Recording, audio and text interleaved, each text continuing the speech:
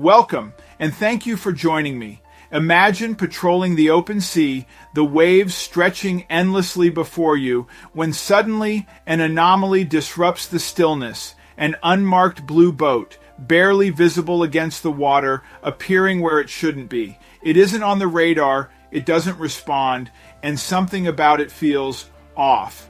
What happens next will leave even the most seasoned sailors questioning what they know about the ocean. Let's begin.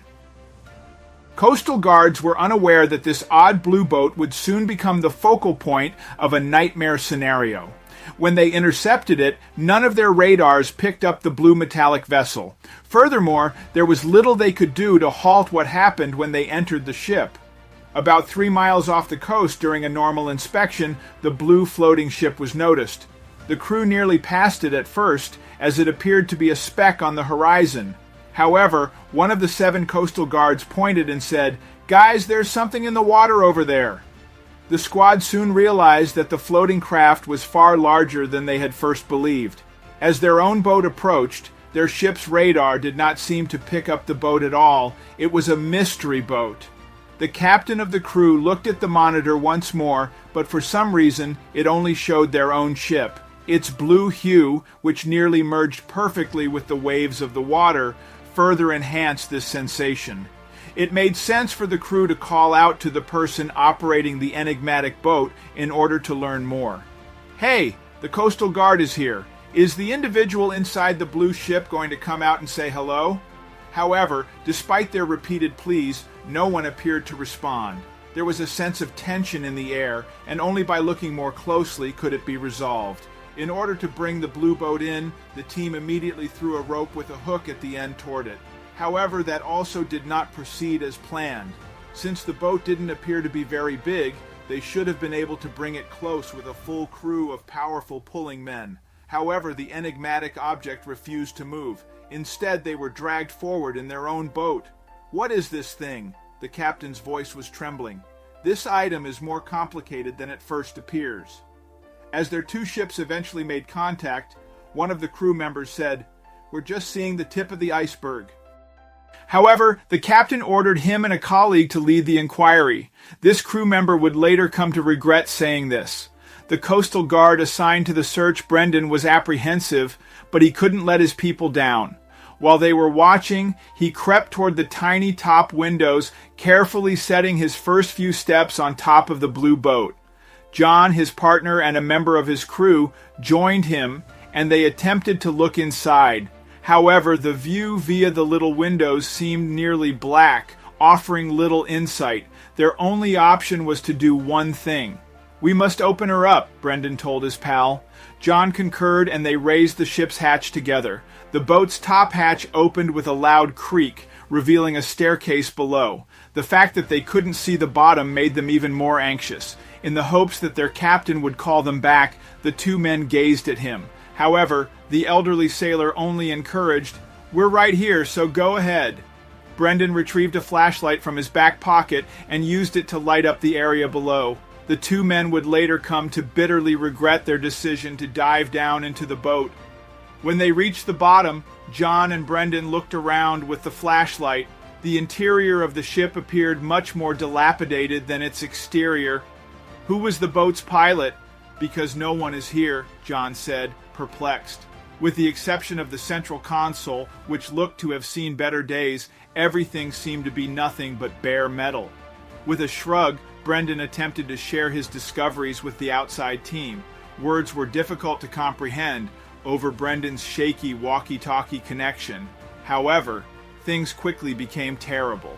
Above the 2 men, there was a creak, and then the top hatch abruptly closed by itself. When the captain and other crew members of the coastal boat noticed this, there was a generalized fear. They attempted to inquire about Brendan and John's well-being, but the closed hatch entirely cut off the contact signal. The 2 members of the investigation crew were separated from the rest of the group, and that was only the beginning of their trouble. Right after that, the boat began to vibrate a lot. John and Brendan ascended the ladder and gazed fearfully at their coastal vessel. "What on earth is happening?"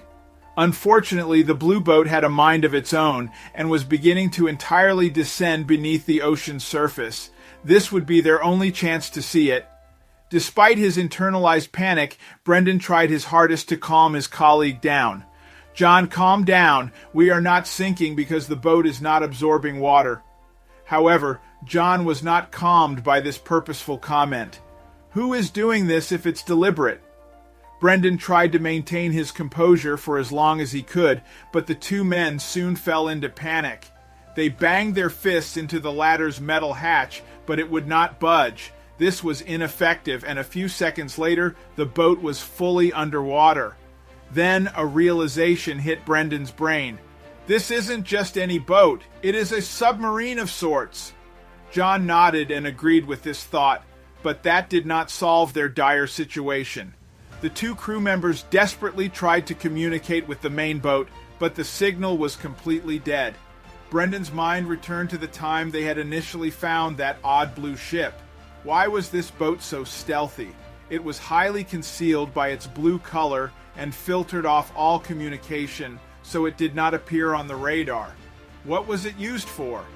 The submarine was heading to an unidentified site with serious repercussions, and the two terrified coastal guards would soon learn of it.